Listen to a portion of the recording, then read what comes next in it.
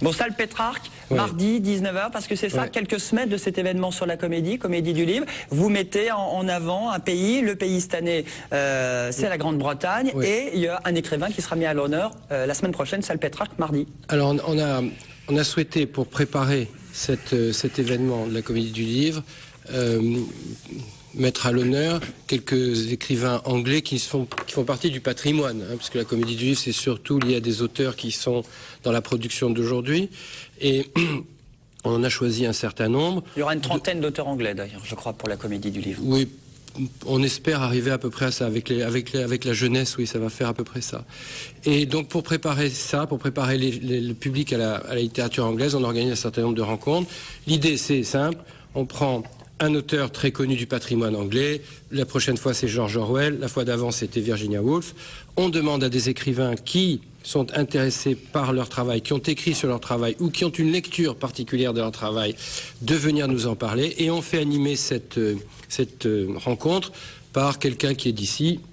En général, ce sont des gens de l'université qui connaissent bien la littérature anglaise. Alors ça marche, hein. On a eu un début. C'est Sandrine Sorlin. Oui, cette fois-ci, c'est Sandrine Sorlin. On a eu un début un peu laborieux pour la première rencontre, parce qu'il avait fait un orage terrible à Montpellier. Et puis petit à petit, ça a pris une bonne ère, si je puis dire, puisque la dernière fois, il y avait pratiquement 200 personnes.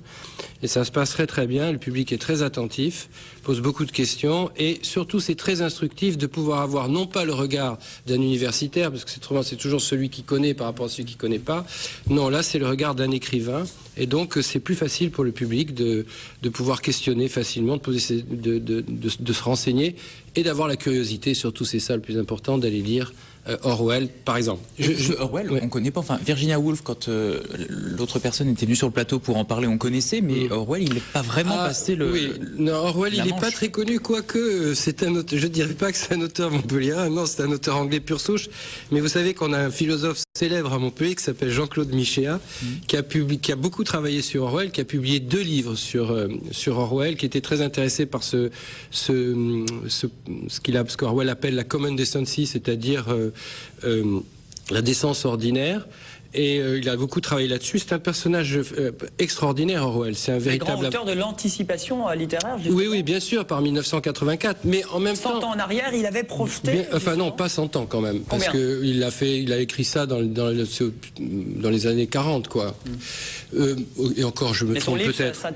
Le livre s'appelle 1984. Mais Orwell, c'est pas simplement un visionnaire. C'est un visionnaire parce que c'est quelqu'un qui a toujours été sur le terrain. D'abord, au début, il s'appelle Blair, Eric Blair, je crois. Oui, c'est ça. Et il est journaliste surtout. Et il fait des reportages partout. Il va à Paris, il passe un an sous les ponts pour savoir comment ça se passe. Il rejoint les Républicains en Espagne pour savoir quel est le combat. Il est le correspondant de Partisan Review, qui est la seule revue de gauche américaine. Et donc, c'est quelqu'un qui a vraiment tout le temps les mains dans le cambouis. Alors, à force d'avoir les mains dans le cambouis, d'être quelqu'un qui est cultivé, qui est bien entendu est tout à fait à son affaire et réfléchit beaucoup, petit à petit, ça fait quelqu'un qui est quand même capable d'analyser le monde et le monde dans lequel il vit et de s'apercevoir vers où il pourrait aller. Il se trouve que 1984 est une prophétie étonnante parce que même quand on l'a lu en 1984, on croyait pas que ça irait si loin, mais quand on le lit en 2000, alors là, c'est extraordinaire. On est en plein dedans. Et vous allez en parler justement à la salle Pétrarque la semaine prochaine. C'est mercredi. Mardi, 19h. L'entrée gratuite. Toujours. À quelques semaines de cette 27e édition qui met à l'honneur cette année le livre, c'est pas. Ah non, mais il faut surtout venir si on n'a pas lu, parce que c'est là où on prend. Enfin, si on a lu, c'est encore mieux, parce qu'on peut discuter de choses plus techniques peut-être avec les auteurs. Mais quand on n'a pas lu, c'est vraiment fait pour être un chantier de découverte, pour mettre les choses sereinement à plat et faire en sorte que ce ne soient pas des auteurs difficiles.